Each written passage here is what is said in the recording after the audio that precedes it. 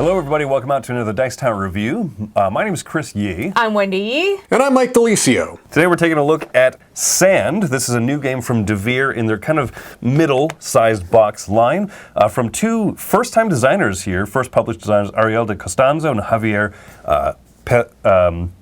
Pellizzari. Mike, this one particularly caught your eye. I'm curious as to why exactly you were so excited about this one. Yeah, this is one I was looking forward to for a couple of reasons. Number one is that for Devir as a publisher, I have found that my sweet spot are these mid-sized games. They've had some nice little card games, but also some that didn't really hit for me. And their big games have usually been a bit much. Bitoku I enjoyed, but it was like not something I was going to bring back to the table very often because it was just a lot going on. These middle-sized games like Red Cathedral and Bamboo and White Castle have really kind of hit sweet spots for me. So the fact that this is in the world of Bitoku, looks really nice aesthetically, and was in the medium box line, put those together. Oh, and that it was a pick up and deliver game, which I really like that mechanism. That's what got me interested. That's cool because I also have been very interested in Devir lately, and Bamboo was fine to me, but I really loved White Castle. I enjoyed Red Cathedral, and so I was interested in this as well just because of the publisher name, honestly. Yeah, so let's go ahead and we'll have Wendy show you Anakin Skywalker's least favorite Devir game, Sand. In Sand, we are merchants in the desert, and we are trying to sell the most goods, so eventually we can earn the most money. Money is points at the end of the game. So let's talk about a basic round structure. So everyone on a turn is going to be spending whatever actions they have allotted. Everyone's going to do that one time, and then we reach the afternoon. They'll do it another time, we'll reach the evening, and then we'll do it one last time, and then we have the end of the day. At the end of the day, we'll be collecting some of these cards for endgame potential points or immediate bonuses. We'll reset things, we'll refuel cubes. There's a lot of like clean up stuff. You'll be doing that across 5 or 6 days, depending on the player count.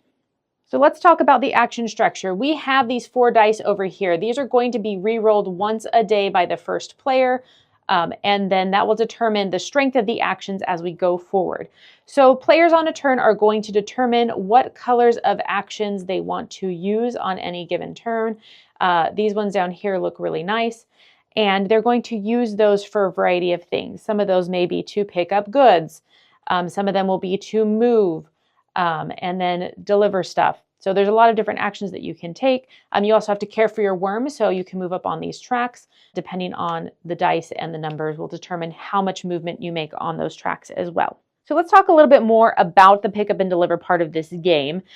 So as we are holding goods, they're actually preventing us from taking actions. So I only have these 2 action spaces available with these 2 colors at this point.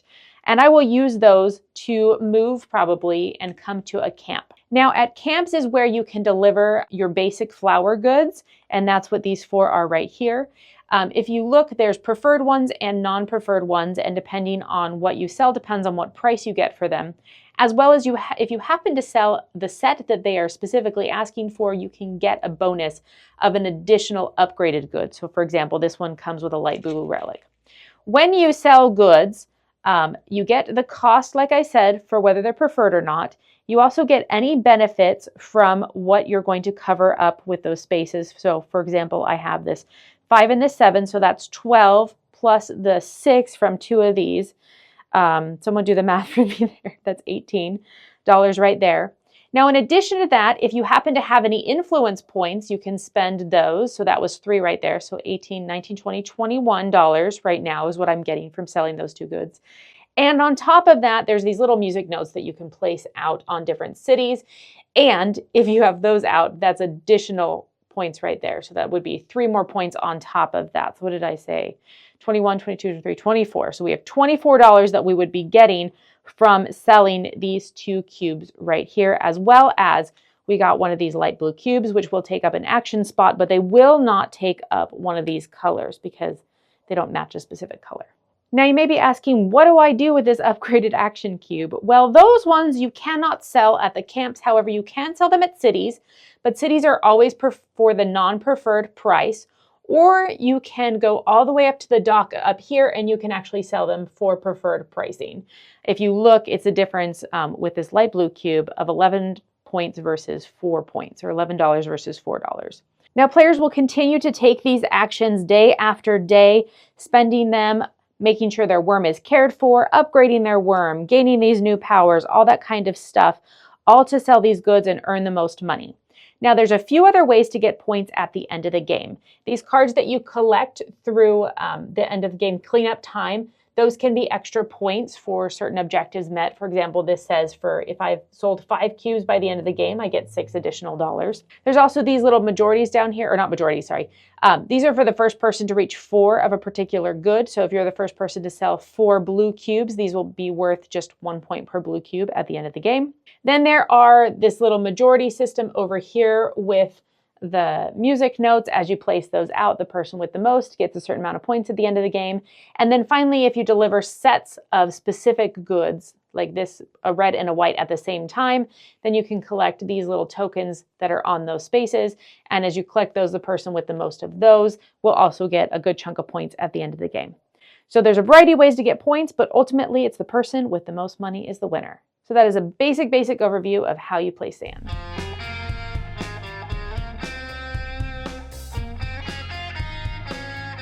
So production-wise, this is what you can expect, I think, from a medium-sized Devir box, which is 2 things. 1, fantastic production. I think that it looks gorgeous, it's lovely. And 2, It doesn't fit. the little bit of box lid lift. Oh that my goodness. every time we bring this up, people say that it's an us problem. But then I think that other people say it's not just us. I can't fathom it's just Well, us. they keep having those things that you build that you put dice on, which is great. I think that they're functionally very cool. But then they don't fit as well in the box. Yeah, I mean, the box size has always been slightly contentious. You know, I've been able to get Bamboo and White Castle into the box, but it's not a simple process of just putting stuff in there and going. It's the same thing here. It takes a lot of manipulation. But aesthetically, I think the game looks gorgeous. I really like the kind of how it looks on the table. It has kind of a main brown palette because it's in, you know, desert, but it has nice splashes of color that really make it stand out. The quality of the components are as pretty much standard with Devir in this line. Very, very nice. You know, little custom wooden meeples, and you know, some might say that the cubes for the different you know, plants and crafts and things like that, they could have done more, but honestly, I'm happy with the cubes. They work just fine. They're easily identifiable. They fit on the double layer boards quite nicely. So I'm trying to think if I had any complaints production-wise specifically, but none are shooting to mind. Did you guys think that thematically this was like a Dune spin-off at first? Because I was reading like the back of the box, you know, I was just reading a little bit about it, and I was like, oh, you're riding sandworms through the desert, delivering goods. Like, I was like, is this like a weird Dune thing? And then I realized it was in the Bitoku world, and that these were definitely not the Dune, like, popcorn bucket worms. But, like... Yes, that's what they're called in the movie. But I thought that this was some weird, like, off spin-off thing. Shia the largest popcorn bucket of them all. I think that the thing is, you can look back to Silk, which was another smaller mid-sized box that was set, you know, kind of with these same worms. So it's been around for a number of years, but who knows if Silk was inspired by Dune, although there's silkworms, right? That's kind of the whole point here. So I can see why it might look like there's a connection to Dune. I don't really think there is. I think it's just more of a tie back to Silk, an earlier game in this Daikoshu, I believe is the world that this has been set in. So that's where I think that connection goes. Yeah, Right. I think so. Well, and the desert setting, I think, is nice and everything. And hey, if it ties into being able to make Dune references, I'm here for it. My biggest production issue is, and it's kind of a sidestep from production, but it's the rule book. Okay, yeah, I didn't add that to production, but yeah, let's talk about that. This is a tricky game in general. I think mechanically it has a little bit of a tricky mechanism, just how you kind of show how many actions you have available to you at any given time. And there's a lot of interesting concepts that are admittedly difficult to convey. But I think that the rule book, unfortunately, feels like it wasn't polished. Some of those items, because I'm sure that the translator, these are two Argentine designers, and I think that the translation into the English rule book, at least, wasn't smooth. It was difficult to figure out. And there were definitely some rules that we weren't sure about, especially after our first play. I agree that the rule book had some pretty significant issues. That is one of the kind of negatives that I have towards the game, is that it's already, as you mentioned, a game that some elements of it are very familiar, the picking up and delivering. That's going to be familiar to anyone who's played a pick up and deliver style game.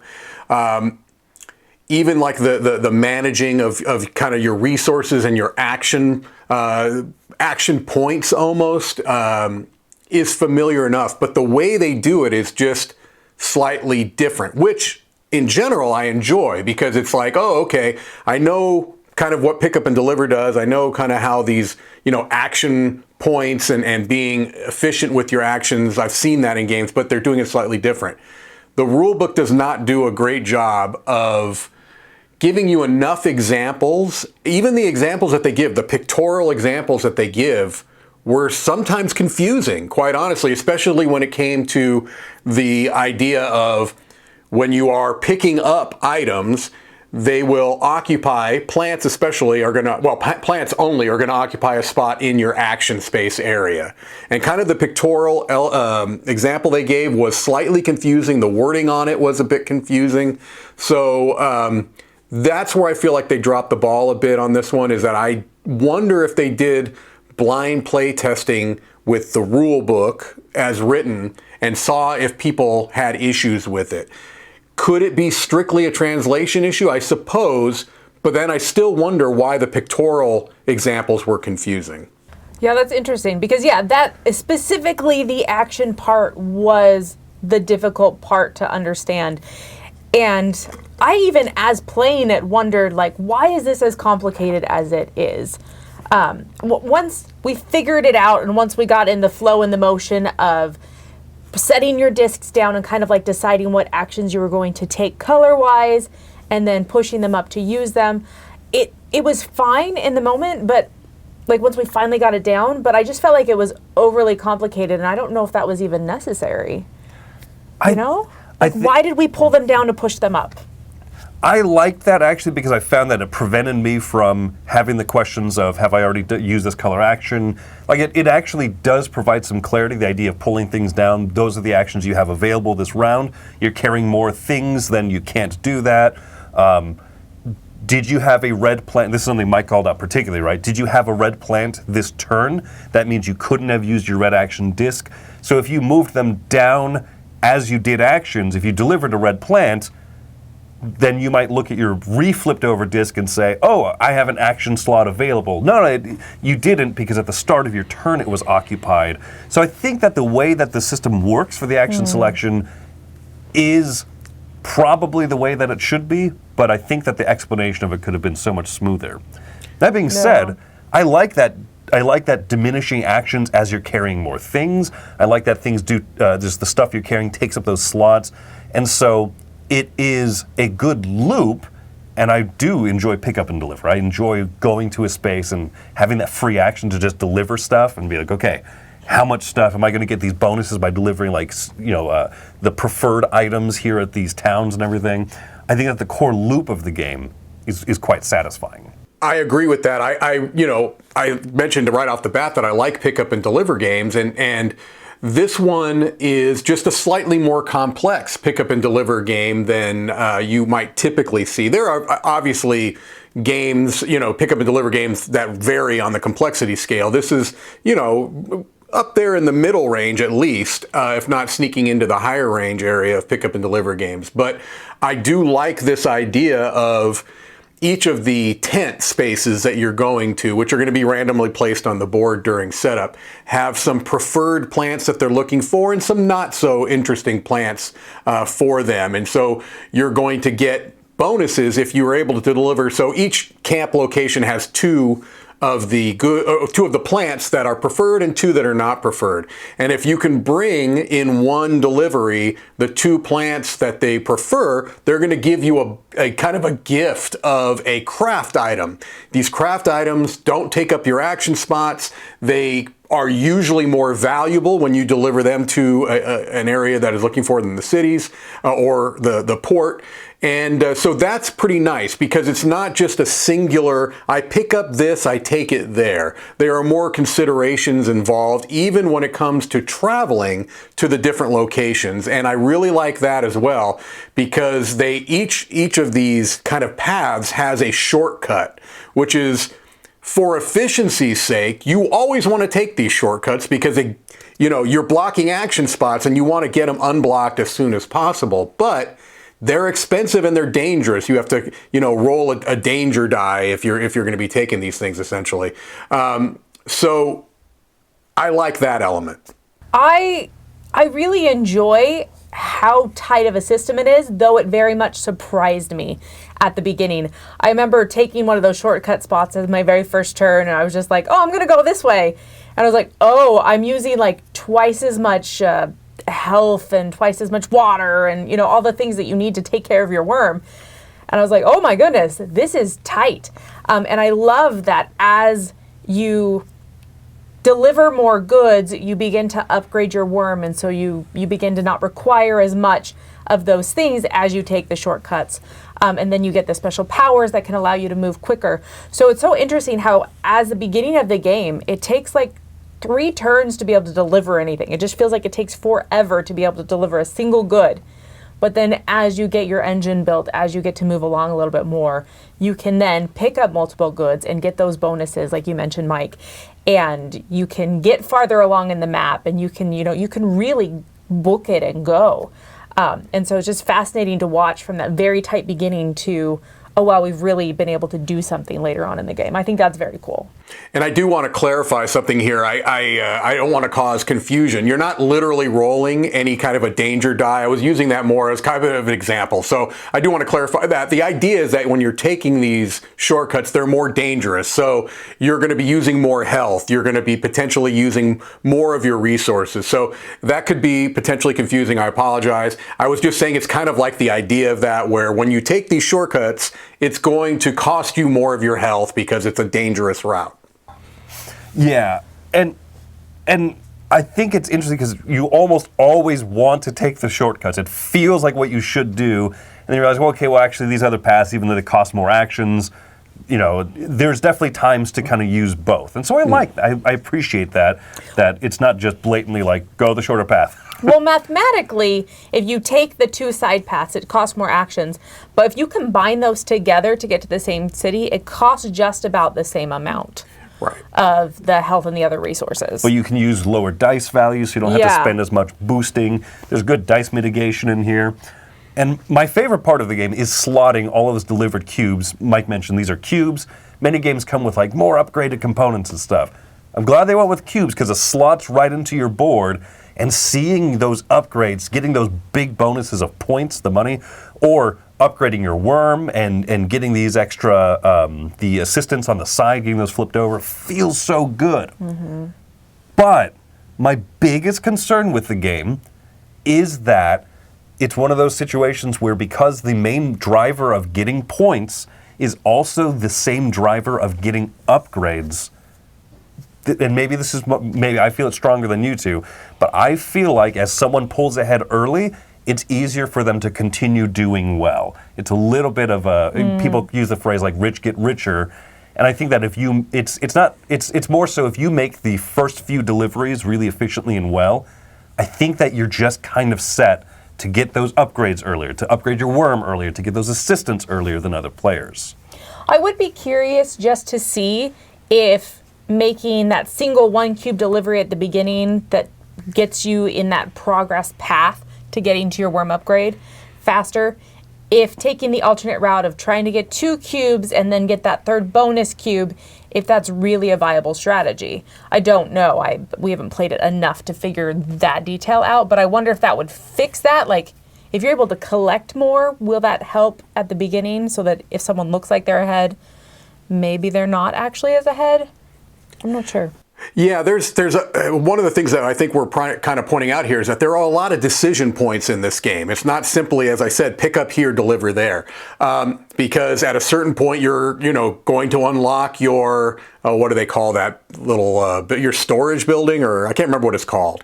But essentially, this is a building that you're going to be placing out on the board, and it's going to allow you to kind of store goods there and then retrieve them and deliver them. I think the placement of where that goes is extremely important and may not be something that you would notice in your first game. And that is something that I kind of wanted to bring up, is that I think that this game may not leave a very good first impression on many people. It is very tight, as far as like being able to do the things you want to do on your turn. It's very tight, and if you have a series of inefficient turns, I do agree that I think that you're going to be behind, and it might be hard to catch back up because other people are just going to already be upgraded. They're already going to be able to move easier. They're going to be able to do particular things more efficiently. So this is a game where efficiency rewards with more efficiency. And so that's where I think I agree with you on that, Chris.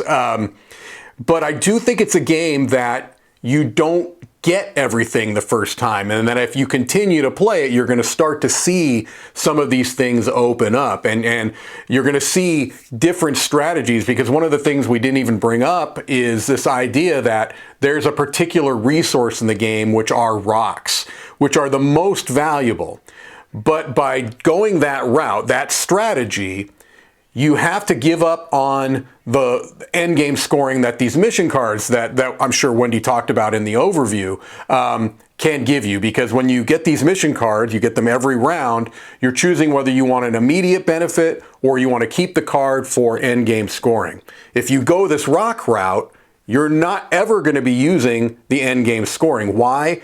I think it's a balancing issue because the rocks are just simply more valuable. So there's a lot of things that I feel like it can be overwhelming in its first play. I feel like you can feel like you're never getting anywhere in your first play because you just have so much to consider.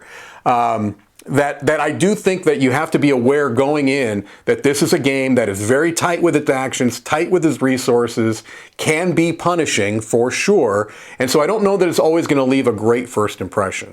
Well, with that point, Mike, as well, the recommendation in the rule book is to not use any personal player powers in your first game. And I think that that is absolutely a mistake. The player powers make this game easier. Like you said, it's so tight and it can really leave that poor first impression if you're not prepared for it or if you make a lot of inefficient decisions. And all the player powers do is that they make things easier. It makes it easier to move, or it makes it easier to hold stuff, or it makes it easier, to do this, that, and the other. And not having those in your first play, I think just makes it less fun. And so sure, maybe you don't need to do the whole draft that's recommended and all that jazz, like just pick a player power, pick one that sounds cool for your first game. But I think that that will help people have a better taste or a better first impression if you use a player power. Yeah. So, and I absolutely agree with that. Just go ahead and do it and pick one that sounds cool. They can't write that in the rule book. I get that they can't just say like, do something that sounds rad. You're breaking the studio, Chris. That was weird. Anyway, before this falls apart, I think let's move into final thoughts and scoring here, along with any other thing that we want to kind of wrap up with. And I'm going to go first because I have a suspicion that I'm coming in the lowest on this one. I'm giving Sand a 7 out of 10. I like it. I have plenty of fun despite how tight it is and how kind of restrictive it feels. And there are ways in which it feels like, do you really need 3 separate kind of resource tracks that you are maintaining on your worm? Well, they correspond to the dice, and so everything kind of feels like it has a reason. It feels clunky at first, and I agree with Mike, it doesn't leave necessarily the best first impression. especially if you're going a path and like someone you're playing with takes all the cubes, and so you have a very inefficient first round of your first game. But I'm glad that I came back to it more, and it did grow on me. Little issues with the rule book, decent size issues with the rule book, and little things like that keep this from being a higher game, a higher score for the game. But a 7 is still a recommendation. I have fun playing it. And so, yeah, despite how punitive and kind of you can sometimes see people pull ahead, there are, as Mike says, enough clever plays with how you upgrade and where you put your shelter building, all those things that it's not a blatant runaway leader, but you have to know what kind of game you're getting into. So a 7 out of 10 from me for Sand. Okay, I'm going to give this an 8. I think that this game, at first face value, I was like, I think I'm going to like this more next time. And I did. I really, really liked it a lot next time. So I think initially I was probably going to give it about a 7. And then it bumped up to an 8 with me. Definitely when you add in those player powers. And like Mike mentioned, the warehouse, when you really get to figure out how to use that well. I think that those things combined with the game that was already there in that first play really spoke to me. And then at the same time, I feel like it's those player powers that will really add the replayability to the game. Because to me, I thought, okay, there's like 3 different strategies, right? You either go for basic cubes, you go for the moon rocks, you go for kind of the middle and between cubes. Like you either do one of those 3 things or you do a little bit of all. And so those player powers really add that focus that you have. Like I have a specialty now, and that's going to push me in a direction, and I'm going to determine a lot of what I do based on that. And so I think that that's very cool, and that will add the replayability that I was worried was missing initially.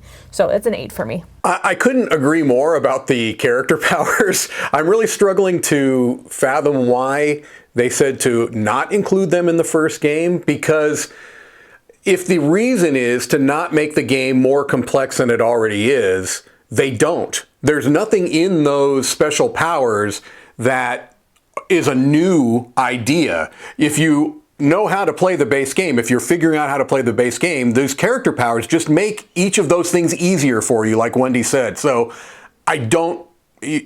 putting those in the first game, I think, is essential to at least improve the potential of your first game experience. I'm actually coming in right in between. I'm coming with a 7.5, and this is a game I do think could rise in my estimation as I play it more. So even after several times playing it, I still feel like I've kind of hit the tip of the iceberg, so to speak. I just think there are so many ways you can try to, find these efficiencies and kind of find some of the subtleties that I think are hiding a little bit in your first few games, certainly in your first couple of games. So it could go up, but right now, with those rulebook issues, which you already have a complex game and you've added a bigger barrier to entry because the rulebook is not great. It is already a tight game. Doesn't always, I don't think it's going to leave a first impression with many people. Those are all things that I have to consider in my final score. So I certainly recommend the game. I enjoy playing the game, and I'm going to keep coming back to the game. But I think that some things keep it from being something that I think I can just say is excellent right off the bat. I may end up coming to that conclusion, but right now it's a solid recommendation, but I can't consider it as being an excellent release that I'm shouting from the rooftops to everyone go out there and play. All right. Well, there you go. So that's our thoughts on Sand, a high score of an 8, giving Sand a seal of approval from us here at the Dice Tower, all of us recommending it. So make sure to go check that one out if it catches your eye. Until next time, my name is Kemushi Yi. I'm Wendy Yi. And I'm Mike DiLisio. Pocket Sand.